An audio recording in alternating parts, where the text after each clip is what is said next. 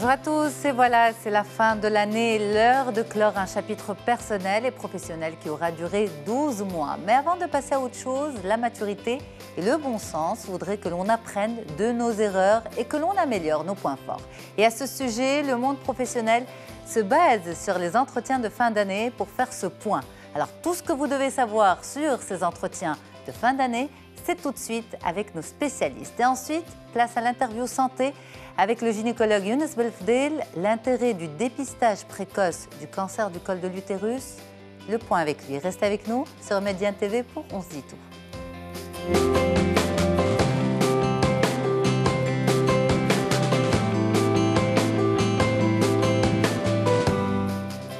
Les entretiens annuels d'évaluation en entreprise, on en parle avec deux grands noms du sujet. Tijania Birok-Tepeni, bonjour. C'est un plaisir de vous avoir. Merci. Vous êtes consultante RH, coach et présidente de l'Association des coachs du Maroc, ICF. Merci beaucoup d'être avec nous. Et Jihel Labib, bonjour. C'est un plaisir de vous retrouver. Bonjour, vous êtes coach PCC certifié à l'international. Alors, cette histoire d'entretien annuel d'évaluation, d'abord, avant de dire comment ça fonctionne, si c'est pris au sérieux ou pas et qu'est-ce qu'on peut en attendre, qu'est-ce que c'est exactement, Tijania Birok? Alors, l'entretien annuel d'évaluation, c'est d'abord, c'est une pratique managériale qui est très on va dire, appréciée. C'est un outil de management des ressources humaines et c'est un moment privilégié d'échange entre le manager et le collaborateur avec du recul, donc en se débarrassant des contingences quotidiennes, pour, faire le bilan sur l'année écoulée ou en cours. Soit si on le fait en décembre ou après. Ensuite, pour faire aussi le point sur les besoins de développement du collaborateur, sur ses souhaits d'évolution, sur d'évolution, de mobilité. Donc c'est vraiment un moment très important pour le collaborateur et le manager et l'entreprise. C'est un moment d'intimité, de confiance, d'échange ? Tout à fait. Alors, dans le cadre du coaching, donc le coach intervient spécialement pour préparer et le manager et les collaborateurs à passer des entretiens annuels qui sont avec un bon résultat, c'est-à-dire qu'ils soient constructifs pour l'entreprise. C'est un moment, oui, d'intimité, parce que c'est entre un collaborateur et son manager. C'est un moment, on va dire, qui gagnerait à être serein, à être préparé et à avoir vraiment sa place dans les agendas et les calendriers du manager, de l'entreprise et du collaborateur. Quand vous dites qu'il faudrait les inclure dans les agendas des collaborateurs, des managers et des entreprises, ça veut dire quoi? Que c'est une pratique qui n'est pas suffisamment répandue selon votre observation? Ou c'est une pratique qui existe vraiment à l'échelle, on va dire, très large dans les entreprises? Aujourd'hui, au Maroc, donc, c'est une pratique qui existe au niveau des multinationales, des entreprises, donc des grands groupes marocains. Les PME, ça dépend, ça commence à prendre sa place en fonction du changement du management, donc avec les nouveaux directeurs, on va dire la nouvelle ère de management. Les TPE, pas vraiment, donc selon nos observations. À l'étranger, par exemple, en Angleterre, donc c'est une pratique donc régulière qui a confirmé. Au Moyen-Orient aussi, donc c'est vraiment, elle a toute sa place, toute sa pratique. Au Maroc, ça dépend du secteur, du niveau de maturité de l'entreprise et de l'organisation. D'accord, donc du niveau de maturité managériale. Effectivement. Des managers, en fait. Des managers, de la culture de l'entreprise, du niveau on va dire des ressources humaines. Est-ce que c'est vraiment une direction, effectivement, des ressources humaines qui a mis en place le processus avec la volonté du top management? Ou, parce qu'on rencontre encore des entreprises où on a le DAF, on a que l'élément P qui figure, on va dire, au niveau de l'importance, on va dire, ou le souci RH au sein de l'entreprise. Dans certaines entreprises, pardon Tijania. Je voulais juste ajouter quelque chose justement par rapport à la pratique.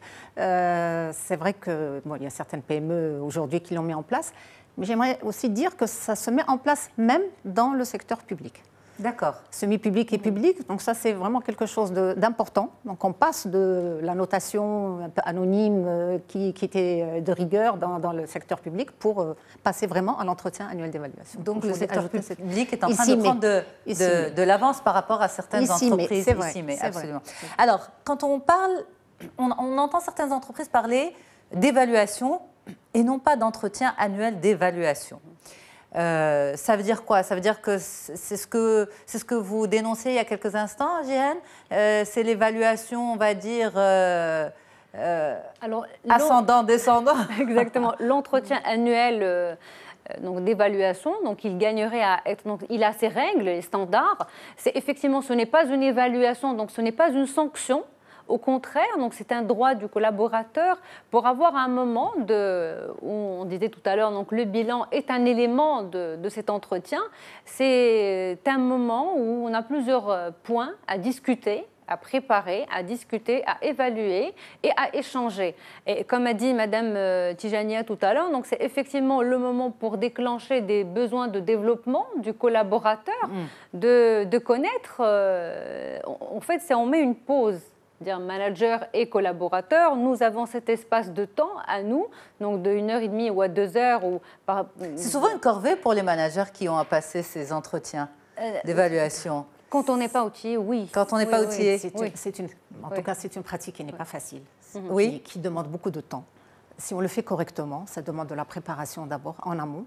Ça demande aussi de la planification, parce que ça dépend du nombre de personnes qu'on a à manager. Mais imaginez quelqu'un qui manage une équipe de 40 personnes ou 50 personnes, imaginez le temps que ça va lui demander s'il le fait vraiment correctement. Donc c'est vrai que ce n'est pas facile. Alors on va amener tout le processus à nos téléspectateurs de la préparation au déroulé de ces entretiens. Comment on les prépare? Comment un manager devrait préparer ces entretiens et comment un collaborateur aussi devrait s'y préparer. Mais c'est quoi? Un manager se dit, bon, sur un mois, je fais tout passer, je dois prendre des créneaux, libérer. Comment il s'organise quand il a d'autres obligations, bien sûr? C'est ça la difficulté, en fait, de programmer ces entretiens. Mais c'est vrai qu'il y a une période...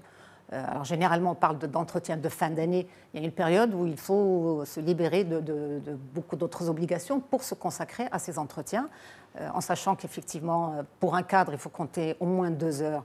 Au moins 2 heures, ça peut prendre plus. D'échange. Et avec un non-cadre, de 45 minutes à 1 heure. Donc, mais il y a une préparation en amont. Il y a une préparation en amont, c'est-à-dire que le manager doit préparer des éléments factuels pour justement ne pas laisser place à la subjectivité, et vraiment que ça soit objectif. Donc que ce soit sur ce qui a bien marché ou ce qui a moins bien marché, il faut illustrer par des exemples et vraiment donner des faits, des chiffres aussi. Voilà. Et donc cette préparation doit être faite de la même manière par le collaborateur. Après, voilà, il doit anticiper Oui. Là, on pose vraiment le décor de façon très large, donc je pose des questions en vrac, mais après, on va aller dans les détails. Le collaborateur doit aussi anticiper les questions du N+1 ? Il sait en tout cas ce qui va être abordé pendant l'entretien. Bon, il y a un processus, il y a des étapes à respecter. Mais en tout cas, pour la partie bilan, il y a vraiment des choses à préparer, notamment des faits, les succès, les difficultés, les contraintes, pour expliquer si on n'a pas atteint un objectif et donner les arguments pour expliquer pourquoi l'objectif n'a pas été atteint. C'est l'objectif fixé l'année d'avant. L'année d'avant. Les 12 mois d'avant. Voilà, l'année d'avant. Et sinon, il y a cette préparation qui demande du temps. Il faut d'ailleurs donner au moins 15 jours de délai aux collaborateurs pour pouvoir se préparer. Alors, pour pouvoir avoir ces éléments, il faut peut-être prendre l'habitude de noter. Tout au long de l'année. Tout au long de l'année, bon, ça c'est dans l'idéal, mais en fait on ne le fait pas. Mais au moins pendant la période de préparation, il faut revenir à ces agendas, à ces activités, à ces chiffres, à ces comptes rendus et tout ça pour pouvoir reconstituer à peu près le parcours de l'année. Alors pour que ça se passe aussi dans le meilleur des cadres, il faut aussi que toute la structure joue le jeu. C'est-à-dire que ce manager qui a des entretiens d'évaluation à passer à ses collaborateurs doit être devrait être aidée par sa hiérarchie aussi. Elle devrait un petit peu le lâcher pendant cette période, ne pas trop attendre de lui, pas l'engager sur certains projets prenants, des réunions. Donc toute l'entreprise doit avoir la culture de l'entretien. Tout à fait, donc c'est l'organisation, c'est pour ça qu'on parle d'une culture d'organisation qui met en place le processus qui permettrait effectivement à tous les managers et collaborateurs de créer un espace-temps pour cette activité-là.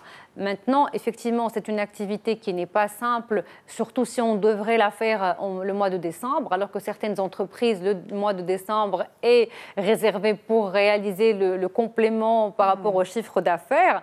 Donc, ça demande un investissement tant humain de tous les individus, de toute la structure.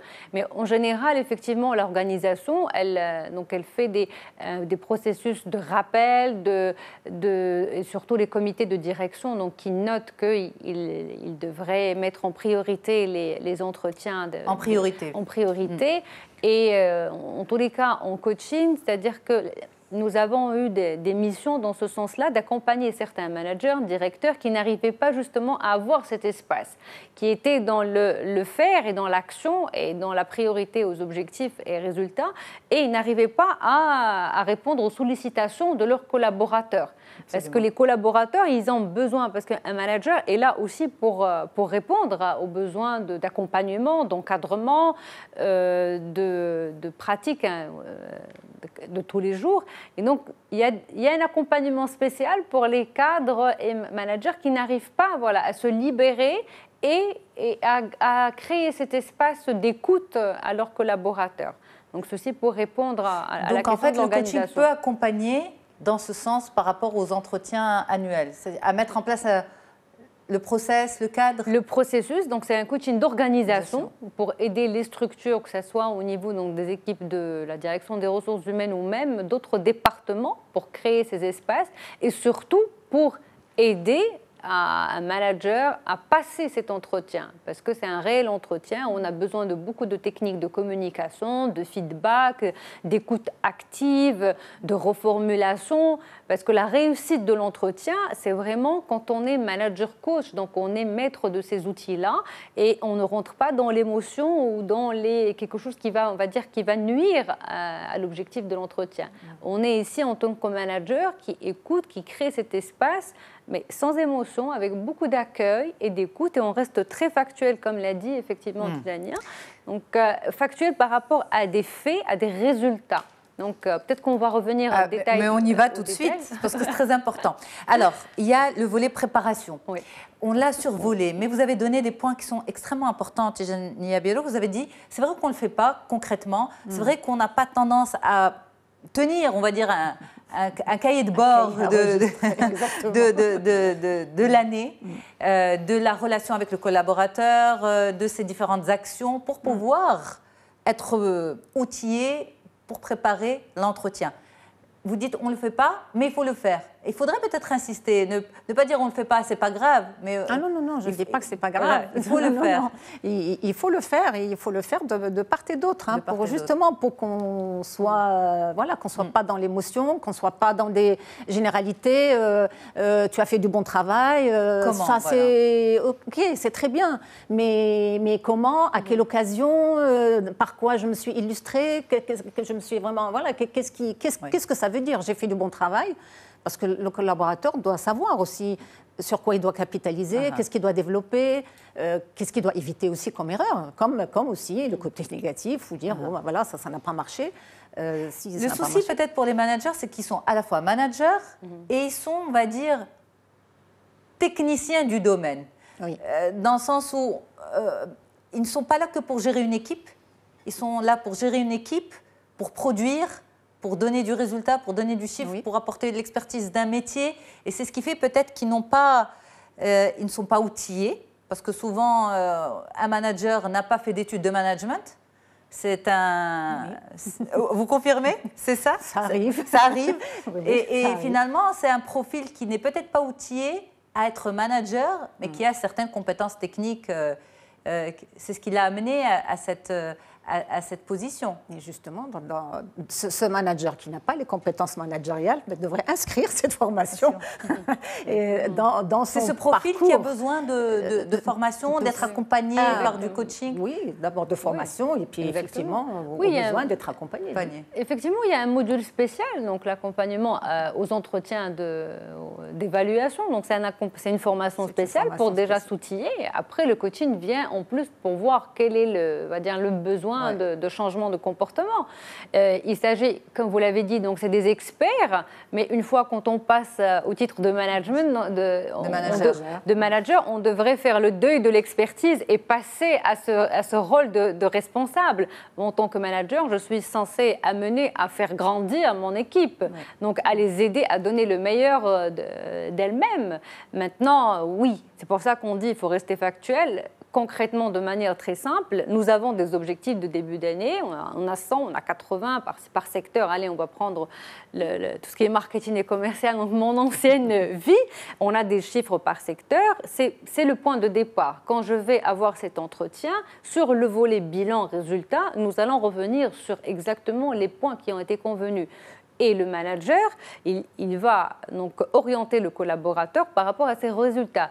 Par rapport à l'objectif de départ de 100 et de 80, le résultat, nous sommes arrivés par exemple à 90 ou à 85, on a dépassé. Je constate qu'il y a eu un dépassement par rapport à la région Z, et un retard par rapport à la région. Ça, c'est pendant l'entretien. Et c'est ça ce qu'on veut dire par des faits. C'est-à-dire, et le manager et le collaborateur, tous les deux vont préparer. Qu'est-ce qui a fait à ce que nous sommes aujourd'hui à ces chiffres-là. Et du moment que c'est observable, que c'est factuel, donc nous allons discuter par rapport à des sujets qui sont concrets. Maintenant, si le manager il va dire « je trouve que tu es toujours en retard par rapport à tes résultats », c'est du jugement, c'est mon émotion. C'est-à-dire que moi, je considère que tu es en retard et c'est du jugement. Placé dans un entretien d'évaluation, là, ça risque de... Ça crée des problèmes relationnels.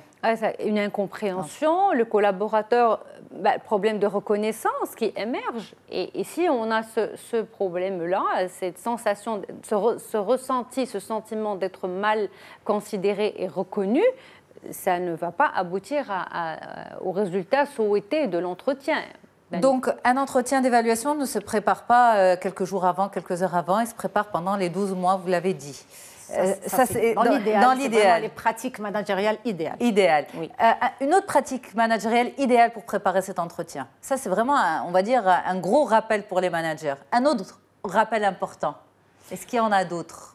Après, c'est dans la préparation, ça c'est vrai, c'est un élément important. Après, peut-être dans le déroulement lui-même. On passe au déroulement ? On y va, parfait. L'entretien, l'entretien, c'est vrai qu'il y a les conditions physiques de l'entretien qui sont aussi très importantes. Parce que l'entretien, il est perçu, mais il est quand même vécu avec appréhension par le collaborateur. Il peut l'être aussi vécu de la même manière par le manager. C'est quand même un moment où il faut se dire les vérités, il faut dire les choses, donc il faut vraiment savoir comment les dire. Donc il y a les conditions physiques, c'est-à-dire que si je suis manager, quand il s'agit de faire l'entretien, je ne vais pas faire l'entretien dans mon bureau, par exemple. D'accord, pas d'entretien dans le bureau. Je vais choisir un endroit neutre. Ou en tout cas, je ne suis pas dans la position, moi derrière mon bureau et le collaborateur en face de moi, parce qu'on reste dans un positionnement qui n'est pas d'égal à égal. Donc à la limite, on va se mettre autour d'une table ronde, même si on a des tables rondes de réunion dans son bureau. Donc on choisit à la limite de le faire à une table ronde pour que vraiment mettre en confiance le collaborateur. Donc ça c'est important. Ensuite, oui, la manière de dire les choses, commencer aussi par un peu de manière soft. C'est pour ça que si on parle vraiment des étapes on y va, exactement, pour les détails. Pour moi, il y a 6 grands moments, 6 grandes étapes dans l'entretien, à part l'accueil, mettre en confiance le collaborateur et tout ça. On va parler d'un bilan informel de l'année. Et ça, c'est un grand moment, parce que ça, c'est un moment où on dit au collaborateur comment s'est passée cette année pour toi. Et c'est comme ça que commence l'entretien, par la question? La question, oui. Comment s'est passée cette année pour toi?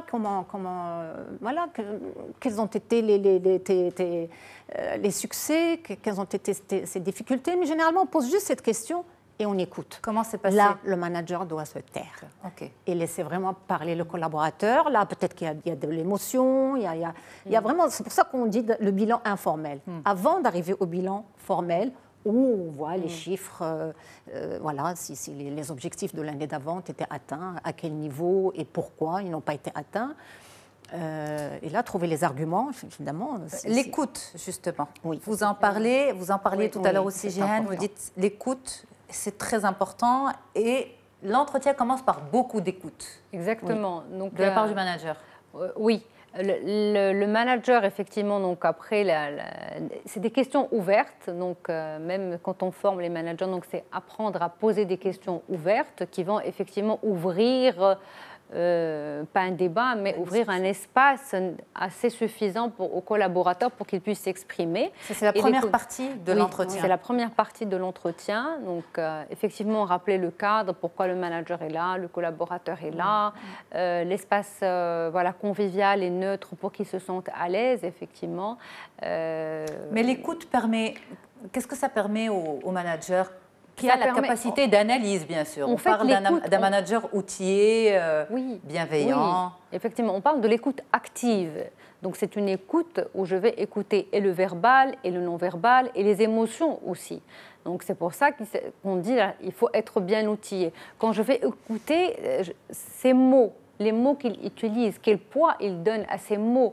Quand il va parler de ses succès, est-ce que ses yeux brillent? Ça veut dire que vraiment le projet de l'entreprise lui tient à cœur. Est-ce qu'il parle avec une nostalgie, comme s'il avait perdu un projet ou il s'est senti lésé? Est-ce que, voilà, quel timbre il met derrière son expression? Moi, en tant que manager, je vais écouter tout cela. Je vais écouter ce qu'il dit, ses émotions, et c'est ça ce qu'on dit. Et je ne l'interromps pas. D'accord. Vraiment, je le laisse terminer, je le laisse finir. C'est son moment et c'est son espace. Et le manager ne C'est un moment qui va permettre au manager une prise de conscience? Certainement. Un changement de position peut-être? Certainement, oui. C'est possible? Oui. Prise de conscience, sur ses propres pratiques managériales. Il va se rendre compte que peut-être que voilà, le salarié... Un salarié peut tout dire à son manager? Normalement, à ce moment-là, il devrait pouvoir tout dire. Tout dire. Mais tout dépend encore de la maturité managériale de l'évaluateur. Quand, par exemple, ça se passe déjà mal entre les deux, entre le manager et son collaborateur, quand déjà il y a une forme de tension tout au long de l'année, que les deux êtres humains ne s'entendent pas très bien, le collaborateur ne va pas se sentir à l'aise, ne va pas se sentir en confiance pour se dire « bon, là, je vais tout déballer ». Oui, c'est sûr. Quand ça se passe pas très bien, oui, ce sont des réalités qui existent. Et derrière, il y a peut-être des choses à mettre en place, des mécanismes à mettre en place pour quand même que cet entretien soit fait de manière correcte, objective et voilà, et en faisant fi. Ok. Je pose une autre question. Oui. Quand, par exemple, un manager est réputé dans l'entreprise pour de mauvais rapports avec ses collaborateurs, on va dire... Même toute l'administration le sait. Est-ce qu'il faut mettre des garde-fous lors de ces entretiens, dans le sens où, par exemple, on y associe le DRH, on y associe un autre responsable, une sorte d'arbitre de ces entretiens? Est-ce que c'est possible en termes de pratique?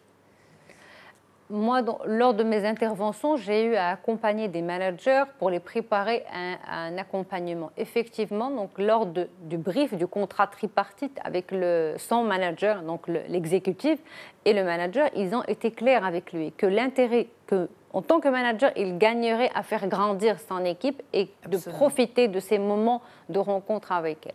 Donc ça a été clair. Et énoncé. Surtout, voilà, ça a été énoncé par l'exécutif, donc par le DG au directeur. D'autres exemples... Mais en attendant de voir qu'est-ce que ça va donner, vous l'avez outillé, d'accord, l'exécutif l'a énoncé également, mais est-ce qu'on est sûr que ça va marcher? Est-ce qu'on ne met pas de garde-fou? Ça peut arriver dans la pratique si les deux parties sont d'accord pour. Est-ce que le collaborateur peut le demander? Peut demander la participation d'un observateur, d'un médiateur pendant cet entretien? Franchement, ça arrive très rarement, mais si vraiment il y a un désaccord, ça arrive rarement. D'accord. Parce que bon, ça ne va pas être simple non plus hein, qu'il y ait un arbitre, donc même le manager ne va pas être à l'aise. Hein. Maintenant, si jamais il y a un véritable désaccord entre les deux sur les résultats, sur vraiment l'appréciation du manager, le collaborateur pourrait demander peut-être que le N+2 assiste des fois à la fin de l'entretien. Peut-être pas tout, mais j'ai vu dans mon expérience de DRH que le N+2 assiste à la fin de l'entretien pour voir voilà, comment ça se passe, et puis aussi qu'il soit peut-être imprégné de ce qui a été dit, de l'échange et des objectifs. Le DRH pourrait éventuellement aussi assister si vraiment c'est une demande, s'il y a vraiment une forte tension, ça pourrait arriver, mais franchement, ça arrive quand même rarement. Alors, on va marquer une courte pause. On a bien planté le décor, on a parlé du début de l'entretien annuel d'évaluation. Il y a encore pas mal d'étapes à développer, mais juste après la pause. Restez avec nous sur Média TV, à tout de suite. Les entretiens annuels d'évaluation sur Média TV dans 11 Dito, comment ça fonctionne, quel mode d'emploi pour les managers, mais aussi pour les collaborateurs. Quoi attendre de ces entretiens annuels d'évaluation? Des bonus, peut-être une amélioration de conditions de travail. En tout cas, nos spécialistes sont là pour développer tout cela pour vous. Tijania Berouk Tepenier et Jihan Labib, mesdames, merci beaucoup. Et on n'oublie pas l'interview santé d'une très grande importance puisqu'on parle de prévention et de dépistage de cancer du col de l'utérus dans quelques instants. Allez, revenons au monde de l'entreprise. Nous avons planté le décor, nous avons fait le point sur le démarrage de l'entretien. Vous avez dit que la parole est avant tout donnée au collaborateur, c'est son moment à lui et le manager est tenu de l'écouter, de le mettre à l'aise. Ensuite, normalement, ça devrait prendre combien de temps? 10 minutes, 15 minutes, une demi-heure, une heure? Quoi donc? Non. Ah, le début. Non, pas le une début. Heure. Oh, pas une heure. Non. Une heure, c'est beaucoup? Non, c'est souvent, vous avez dit, de questions ouvertes. Donc... Questions ouvertes, oui, ça prend une vingtaine de minutes. 5-10 minutes. Ah, c'est tout? Ça dépend. Après, qu'est-ce qui s'est passé dans l'année pour le collaborateur. Mais en sachant que voilà, tout l'entretien doit prendre 2 heures, j'ai dit, pour un cadre et 1 heure pour un non-cadre. Il ne faut quand même pas passer non plus trop de temps là-dessus parce qu'il y a aussi toutes les autres étapes. Les autres étapes, on y va justement. On continue. Donc, il y a l'échange au début, la prise de parole du collaborateur. La prise de parole du collaborateur, on a dit, on écoute par rapport aux événements phares de l'année. On revient effectivement sur les succès, sur ce qu'il a réussi, sur ses axes d'amélioration selon lui, parce que le collaborateur est censé avoir préparé, donc venir avec son propre bilan, sa propre présentation au support. Et on entame aussi les réalisations, donc les réalisations, le bilan formel, effectivement. Les réalisations, c'est lui qui les énonce ou bien c'est le manager qui l'oriente vers ces réalisations? C'est selon lui, et c'est un moment où vraiment on pousse, on accueille l'autonomie et la responsabilité du collaborateur. Et le manager, il a sa fiche, donc il y a la fiche qui est censée être préparée, donc on écoute d'abord et ensuite on revient aux objectifs qui ont été fixés en début d'année. Est-ce qu'on peut passer des entretiens d'évaluation sans avoir fixé d'objectifs clairs et concrets? Non, c'est pas possible. Est-ce qu'on peut évaluer des collaborateurs sans leur avoir fixé des objectifs au préalable? Là, on va être dans le jugement. Dans le jugement. Justement, parce que sur quoi je vais être évaluée, justement, qu'est-ce qu'on attend de moi? Quand on entend qu'il y a eu des évaluations au sein d'une entreprise sans que les collaborateurs ne soient au courant, alors pour vous, en tant que professionnel, est-ce que c'est correct? Est-ce que c'est professionnel? Est-ce que c'est éthique aussi? Non, absolument ça l'est pas. Absolument, c'est pas du tout ni éthique ni professionnel.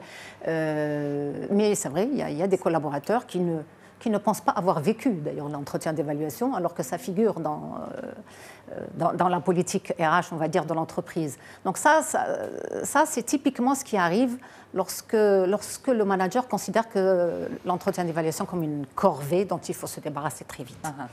Ça, c'est vraiment. Mais ça, vous l'avez dit, c'est le jugement et non pas l'évaluation. Oui, et du coup, alors soit la politique RH oblige, parce qu'il y a un contrôle, il y a une vérification derrière, il y a aussi une exploitation des données. Parce qu'un entretien d'évaluation, si ça reste après qu'on le met dans les tiroirs, ça ne sert à rien. Ça sert à rien. Donc il faut vraiment que ça soit exploité après par les RH par rapport aux besoins de formation, de recrutement, d'évolution. Donc s'il n'y a pas vraiment cette obligation dans les pratiques RH, c'est vrai que ça pourrait se passer. Oui, le manager peut mettre des croix dans des cases. Et sans que le collaborateur ait vraiment eu l'occasion de discuter. Absolument. Mais ce n'est pas correct, ce n'est pas professionnel. Alors, une fois que le collaborateur s'est exprimé, c'est au tour du manager de s'exprimer? Tout à fait. Donc, ouvertement aussi, sans être interrompu par le collaborateur? Alors, le manager, il va s'exprimer. Bien sûr, on a dit dans le non-jugement. Bien sûr. Il n'y a pas de jugement. Donc, respecter et observer les faits par rapport à des faits qui ont été observés durant toute l'année. Et voici les résultats, voici ce que nous avions convenu. Et voici ce que l'entreprise, voilà, les objectifs commençaient à dire, voilà, je constate que, et donner son avis par rapport aux résultats. Et maintenant, bien sûr, il y a des objectifs aussi de l'année à venir qu'il va falloir, voilà, fixer, convenir, se mettre en accord. On les fixe comment, ces objectifs? C'est le manager qui vient, on va dire, imposer les objectifs, voilà ce qu'on attend de toi, ou bien c'est, on va dire, une discussion qui va aboutir à ce qui est possible de faire, avec quels moyens, sur quelle durée? Alors, en général, les pratiques managériales saines, c'est qu'en milieu d'année, donc lors de la revue budgétaire, on l'appelle les 9+3, donc c'est lors du milieu de septembre, le manager, il a déjà récolté des données du marché. Donc, on sait déjà comment ça va s'annoncer l'année prochaine. Donc, après, on présente bien sûr à la direction générale et lors du plan stratégique, on se met d'accord sur les objectifs globaux de l'entreprise. C'est-à-dire que c'est un bottom-up et après un bottom. Du coup, on va se remettre d'accord sur la déclinaison des objectifs fixés par la direction générale et de discuter effectivement avec le collaborateur qu'est-ce qu'il en pense, comment il compte réaliser ces objectifs. Comment il compte les réaliser, mais est-ce que le collaborateur a un droit de parole sur les objectifs? Est-ce qu'il peut dire, écoutez, ces objectifs ne me paraissent pas réalisables? Bien sûr. Ils ne me paraissent pas smart. Bien sûr. Oui, c'est possible. Et qu'ils soient réalisables et quels moyens je vais avoir pour les réaliser. Ça, c'est aussi le but. Ça, c'est vraiment une étape aussi importante. Mais justement, si le collaborateur exprime ça concrètement, est-ce qu'il arrive à le faire? Est-ce qu'il n'a pas peur d'être jugé à un moment où il est en même temps évalué? Cette évaluation va peut-être déboucher sur un bonus annuel. Si d'emblée, en tant que collaborateur, je dis je ne pense pas être capable d'arriver à ces futurs objectifs, est-ce qu'on arrive à le dire aussi simplement? Justement, c'est ça la maturité, on va dire, managériale et professionnelle, parce que c'est pas je ne pense pas être capable, mais plutôt, voici, vous me demandez de réaliser 120 sur le produit A. Très bien, ce que nous produisons aujourd'hui, la demande du marché justifie la vente de 115. OK. Voici. Les 5%, comment vous les justifiez, vous, en tant que manager? Comme manager, exactement. Comment nous allons les réaliser? Je veux bien réaliser l'objectif global de l'entreprise, mais dites-moi, selon ma connaissance, moi, collaborateur, voici ma vision des choses. Vous qui êtes manager, aidez-moi à grandir, voilà, et à...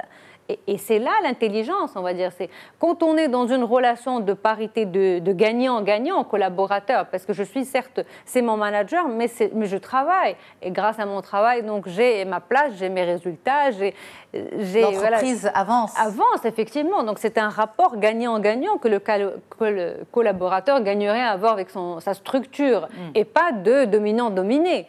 Quand j'ai ce rapport qui est sain et normal, j'arrive à construire cette relation, j'arrive à négocier mes objectifs. Et c'est pour ça et c'est là l'accompagnement des collaborateurs pour dire, voilà, on arrive à négocier, à dire non à certains objectifs parce que je ne vois pas, à date d'aujourd'hui, les moyens et les mesures pour les réaliser. Donc, je vais négocier ces ressources. C'est là où très bien, vous me demandez avec un budget de 100 000 de réaliser 1 million, je vous dis qu'il va me falloir 115 000 pour réaliser. Okay. Et on négocie. Ok, alors je me tourne vers vous, Tijania Birru, parce que vous êtes ancienne des RH à l'international et vous êtes consultante RH. Et justement, ce que disait Jihan de par votre pratique tout au long de ces années, est-ce qu'en général, il y a cet esprit d'intelligence managériale, d'intelligence relationnelle, d'égal à égal, ou bien, le plus souvent, ce que vous avez constaté, que vous continuez à constater, c'est au contraire un rapport hiérarchique lors de ces entretiens? Alors bon, bien sûr, moi, le DRH n'assiste pas forcément à l'entretien lui-même, mais il y a franchement il y a un véritable accompagnement qu'il faut faire des managers, pour les managers, pour réussir cet entretien. Mais apparemment, l'entretien d'évaluation est très mal fait dans 90% des cas et partout dans le monde. Partout dans le Donc monde. Ça, c'est un constat. Parce que si vraiment on veut le faire correctement, lui donner le temps qu'il faut et avoir la posture qu'il faut, ce n'est pas facile. Et donc, dans ma pratique, en tout cas comme ancienne DRH, on formait beaucoup les managers à cet exercice. Avec des jeux de rôle, avec des mises en situation. Ça a donné des prises de conscience? Beaucoup. Beaucoup, Ah, ouais. oui, beaucoup. Des remises en question, des prises de conscience, une Bah amélioration oui, des parce que relations. Quelqu'un il peut venir et puis ne voir que ce qui ne va pas, commencer par ce qui ne va pas. Déjà, on leur apprend comment faire un feedback, comment être dans le jugement valoriser, aussi. ne pas être dans le jugement, ne pas être dans les a priori. Parce que ça vraiment, c'est des écueils. Hein, ce sont des points vraiment à éviter, hein. Être dans l'a priori, lui, il est très bon de toute façon, donc à la limite, il n'a pas besoin d'un entretien. Ou alors l'autre, vraiment, il n'y a rien à tirer. Bon, ça existe, hein. Il faut être réaliste. Et c'est pareil, ça ne sert à rien de lui faire un entretien. Donc ça, c'est grave. C'est grave. Et donc vraiment, on accompagne, il faut les accompagner, les managers, parce que ce n'est pas un exercice facile. C'est pas un exercice pour que ça se passe bien, non, ce n'est pas un exercice facile. Mais c'est un exercice nécessaire. Mais c'est nécessaire, bien sûr, parce que ça fait grandir le manager et ça fait grandir aussi le collaborateur. Et c'est vraiment un signe de reconnaissance, de valorisation du collaborateur. Le collaborateur se sent vraiment valorisé, il se sent exister. Il se sent évalué à travers des faits concrets. Oui, des faits concrets, mais on lui donne aussi, on n'a pas parlé aussi des autres étapes, qu'est-ce qu'il veut faire, comment il se voit dans l'avenir, de quoi il a besoin. Les moyens, c'est aussi de quoi j'ai besoin pour pouvoir réaliser ces objectifs. Mais ça rejoint justement ce que disait GM, très bien. Ces objectifs, OK, avec quels moyens? Avec quels moyens, et j'ai peut-être besoin de formation, j'ai besoin d'un stage quelque part, j'ai besoin de voir comment ça se passe pour bien réussir cette mission. Au final, ces entretiens annuels d'évaluation devraient aboutir à quoi exactement? Devrait aboutir à un meilleur résultat humain d'abord. C'est-à-dire que moi, en collaborateur, je sens que j'ai voulu, que j'ai avancé, que c'était un moment transparent, honnête. J'ai été évaluée sur une base factuelle et j'ai été reconnue sur tous mes succès de l'année. Et je visualise clairement mes axes d'amélioration qui vont se transformer par un plan de formation, un plan de développement au sein de mon entreprise. C'est une consolidation d'équipe aussi. Effectivement, et c'est aussi l'attachement à mon entreprise. Absolument. Oui. Voilà, et c'est vrai, ça aboutit aussi à une vision peut-être globale. Des compétences détenues par les équipes sur un plan individuel ou collectif. Et ça permet aussi d'identifier et d'anticiper les besoins en recrutement et les besoins de formation. Parce que c'est de là vraiment, entre autres, qu'on fait les plans de formation en écoutant les besoins des uns et des autres. Et puis, donc pour l'entreprise aussi, c'est un bénéfice de les réussir et de les faire correctement. C'est un vivier d'informations. Merci beaucoup, mesdames. C'était un plaisir d'échanger avec vous. Très bonne fin d'année. Je vous souhaite le meilleur à venir. Merci. Et en espérant que vous allez continuer à faire réussir beaucoup d'entretiens d'évaluation annuelle. Tijania Berouk, Tepenier et Jihal Habib, à très vite sur Médiane TV. Moi, je reste avec les téléspectateurs pour notre interview santé. À tout de suite.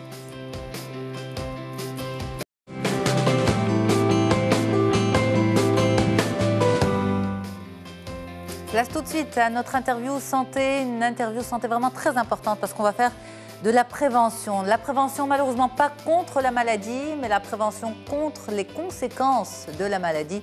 Nous allons parler tout de suite du cancer du col de l'utérus avec le docteur Younes Belfdel, gynécologue. Bonjour docteur. Bonjour. Merci beaucoup d'être avec nous sur le plateau d'On se dit tout.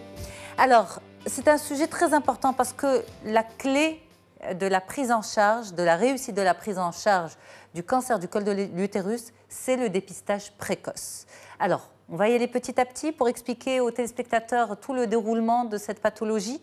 Le cancer du col de l'utérus, c'est une maladie, on va dire, qui s'acquiert comment?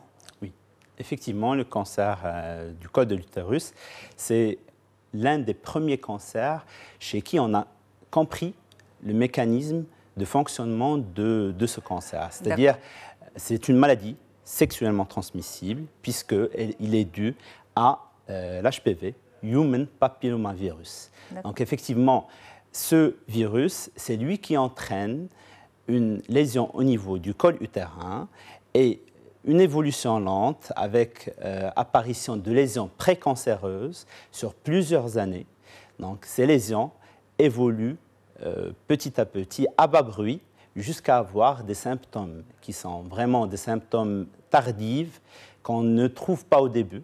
D'accord. Donc, et c'est pour ça que la possibilité de le dépister et de le prévenir est possible. D'accord. Est parfaitement possible. Quand vous dites que c'est une maladie sexuellement transmissible, ça veut dire que c'est l'homme qui transmet le virus à la femme? Effectivement. L'homme est porteur du virus? 99% du cancer du col et de ce type de cancer est dû à une transmission de l'homme à la femme. Okay. Mais malheureusement, l'homme n'a presque pas de symptômes, alors que la femme, effectivement, le cancer atteint la jonction entre l'endocole et l'exocole. C'est une jonction qui est interne, qui n'est pas visible. Okay. C'est pour ça que le cancer du col, il évolue à bas bruit. Okay. Donc, mais ce qui nous permet aussi, vu que l'évolution elle est lente, il y a des phases où il y a des lésions précancéreuses avant d'atteindre le cancer. Et c'est là où vous pouvez jouer en tant que spécialiste. On peut dépister ce cancer ou même les lésions précancéreuses bien avant. Est-ce qu'on peut savoir si on est porteuse ou non de ce virus, une fois que nous avons été en contact avec le virus? Oui, effectivement. Actuellement, il y a un développement important. Donc, au tout début, on n'avait que le frottis cervico-vaginal, qui est un frottis qui se faisait sur l'âme. Et un cytologiste, il lit les cellules du col qui desquament. Et ces cellules, il y a des modifications au niveau de ces cellules. Actuellement, il y a des tests plus poussés qui sont accessibles maintenant, même au Maroc, et par la recherche du virus lui-même. Il faut savoir qu'il y a beaucoup de types de virus, mais il y a quelques types qui sont les plus fréquents et les plus fréquemment qui entraînent un cancer du col. C'est les 16, l'HPV 16 et 18. D'accord. Ça, on va le voir avec le médecin, c'est lui qui va lire et qui va orienter la femme. Oui. Vous dites aujourd'hui, docteur, qu'avant, ce qu'il y avait, c'est le frottis. Oui. Donc la femme allait chez son gynécologue, le gynécologue procédait au frottis et ensuite on emmenait ces cellules au laboratoire, qui allait les étudier pour dire s'il y a ou pas des modifications. Oui. Très bien. Aujourd'hui, vous dites qu'il y a des choses plus poussées. Ça veut dire, avant même qu'il n'y ait aucun signe... C'est des lésions précancéreuses. Mais c'est la même chose pour le frottis, non? Oui, effectivement. Mais là, c'est de la prévention secondaire. Il y a maintenant la prévention primaire, parce qu'il y a eu l'apparition et ça c'est important, du vaccin contre ces types de virus. Controversé quand même. Pas vraiment, parce que... De moins en moins? Non, le 16, c'est-à-dire il y a les deux types d'HPV 16 et 18, il y a deux types de vaccins. Il y a des études à grande échelle qui ont été faites. Il y a une diminution importante du taux de cancer du col dans certains pays. Parce que mais c'est un vaccin qui est récent, docteur. Il n'a pas pu donner la possibilité d'avoir le recul nécessaire pour voir... Si, quand même. Il y a des pays où on a pu le généraliser même et le mettre, c'est-à-dire vacciner même les garçons. Parce qu'il faut savoir qu'il y a deux types de vaccins. Il y a le bivalent, où il y a l'HPV 16 et 18. Il y a le quadrivalent, où il y a même l'HPV 6 et 11, qui ne sont pas forcément oncogènes, n'entraînent pas forcément de cancer, mais qui entraînent des lésions à type de condylome, etc. D'accord. Vous, en tant que médecin, est-ce que vous encouragez ce vaccin? Bien sûr. Vous l'annoncez clairement? Clairement. La vaccination, donc, la vaccination, elle doit être faite assez tôt. Par exemple, en Europe, c'est à partir de 11 ans chez les filles, même avant d'avoir une activité génitale. Oui, bien avant. C'est le but de ce vaccin. C'est le but de ce vaccin. Le problème du virus, la controverse vient qu'il n'y a pas que les 16 et 18 qui entraînent le cancer du col. C'est ça. Il y a d'autres types de virus, et que ça 33, serait etc. presque inutile de vacciner. Pas forcément, parce que de toute façon, encouragez. 16 et 18, ça entraîne 70% de cancer du col. Donc ça, c'est pour la prévention primaire. Oui, effectivement. Prévention secondaire, c'est pour toutes ces femmes aujourd'hui qui sont en activité génitale et qui n'ont pas eu cette vaccination. Oui. Qu'est-ce qu'il faut faire, docteur? C'est un frottis annuel. C'est un frottis annuel. Certains disent un frottis tous les 3 ans. Tous les 3 ans, pardon. On peut étaler la durée où, si on a 3 frottis annuellement qui sont normaux. Okay. Après, donc, des études épidémiologiques ont démontré qu'il n'y a pas de différence. Lorsqu'on a 3 frottis successifs annuels qui sont négatifs, où on peut étaler jusqu'à un frottis chaque 3 ans. Mais il y en a même qui disent qu'on peut partir carrément sur la recherche d'HPV oncogène. C'est-à-dire, techniquement parlant, c'est possible. Ça veut dire quoi? Ça veut dire que c'est un examen comme le frottis sur le liquide. C'est un frottis sur phase liquide, mais le liquide qui contenait ces cellules, en fait, on peut rechercher s'il y a la présence du virus. Qui ne s'est pas encore manifesté, qui n'a pas encore donné de lésions précancéreuses. Avoir le virus, est-ce que ça veut dire forcément faire un cancer du col de l'utérus? Pas du tout, parce que on voit en général que les patientes qui ne sont pas forcément immunodéprimées, le corps lui-même se défend.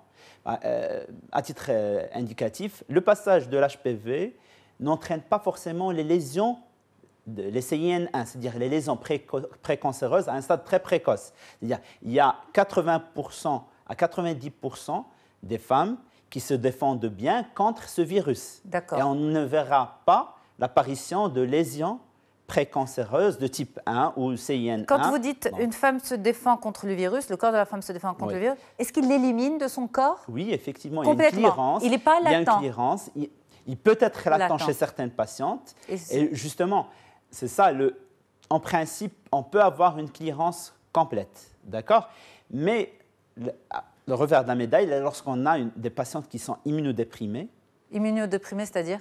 Que ce soit HIV ou d'autres co-infestations par d'autres virus, où la femme peut développer rapidement le cancer du col. On n'aura pas ce délai. L'immunité, elle est faible.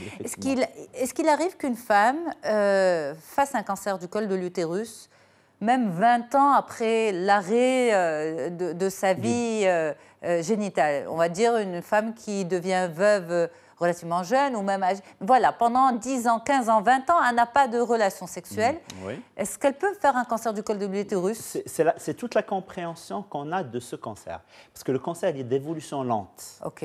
Et cette évolution dépend de l'immunité de la patiente, dépend de la charge virale que ce virus a pu faire ou obtenir en essayant d'infester cette patiente. Donc l'évolution lente, entre 10 à 15 ans.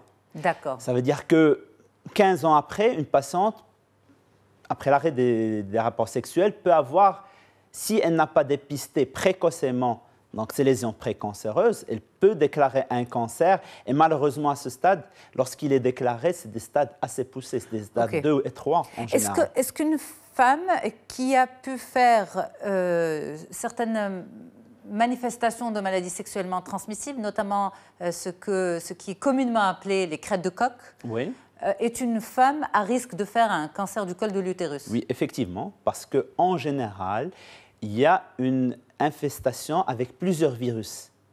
Donc l'infection peut se faire polymicrobienne, polyvirale en fait, puisqu'on peut avoir le 6, le HPV 6, mais à côté, il y a le 18 et le 16 qui sont hautement oncogènes. Ces crêtes de coq sont dues à l'un de ces oui, à le 6, 11, d'autres qui ne sont pas forcément oncogènes.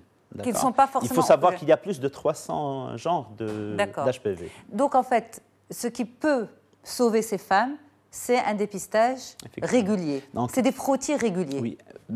Moi, je sensibiliserai les mères à prendre par la main les filles et à les emmener se faire vacciner. D'abord. Ça, c'est de la prévention primaire. Et pour les patientes qui n'ont pas eu la chance d'être vaccinées maintenant, c'est un frottis annuel. Les patientes ne devraient pas attendre. Elles doivent voir leur gynécologue au moins chaque 6 mois, faire un frottis, parce que malheureusement, dans notre pays, il y a très peu de femmes qui acceptent de faire des frottis régulièrement. D'accord ? Et cet examen, qui est vraiment très simple, qui n'est pas douloureux, peut les sauver ultérieurement d'une lésion qui est assez grave. Parce qu'arrivant à un stade assez tardif, c'est des chirurgies et des prises en charge qui sont très lourdes. Quand une femme, lors d'un frottis, voit apparaître lésions précancéreuses, ça veut dire un cancer? Non. C'est pas encore les lésions précancéreuses, lorsqu'on a par exemple des lésions de bas grade, type CIN1 ou autre, elle peut parfaitement guérir spontanément de ces lésions. Ça veut dire qu'on doit rassurer les patientes qu'il faut juste surveiller ces lésions. Qu'après, on pourra éventuellement, en faisant, parce que lorsqu'on fait un frottis, on trouve une lésion de bas grade, elle peut, ou de haut grade, et ça dépend de la prise en charge, on peut faire carrément une colposcopie pour agrandir le col. Ça veut dire quoi? La colposcopie, c'est l'équivalent d'un agrandissement du col, et lorsqu'on l'observe à 20 fois, on arrive à voir les modifications cervicales. Et ces modifications cervicales permettent de partir et biopsier cette zone ou cette région.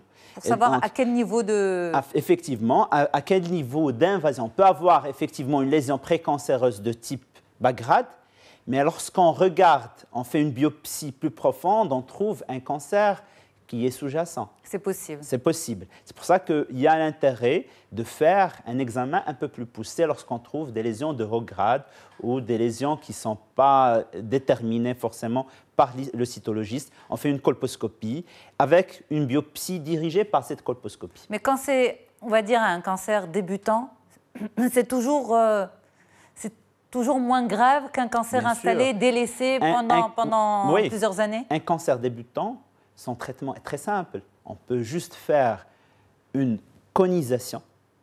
Déjà, pour les lésions précancéreuses, on peut les traiter par cette conisation. Si on a des lésions de haut grade, conisation, on enlève une partie, un cône au niveau du col utérin. Ça ne retentit pas forcément sur la fertilité de la patiente, mais ça prévient l'évolution de ces lésions vers un stade tardif. Parce qu'il faut savoir que lorsqu'on a une invasion, l'invasion, le pronostic, il est vraiment différent au cours des lésions précancéreuses. Merci beaucoup, Dr Younes Belfdel, pour vraiment toutes ces informations qui peuvent sauver des vies. Merci beaucoup d'avoir fait le déplacement jusqu'à notre studio ici à Rabat.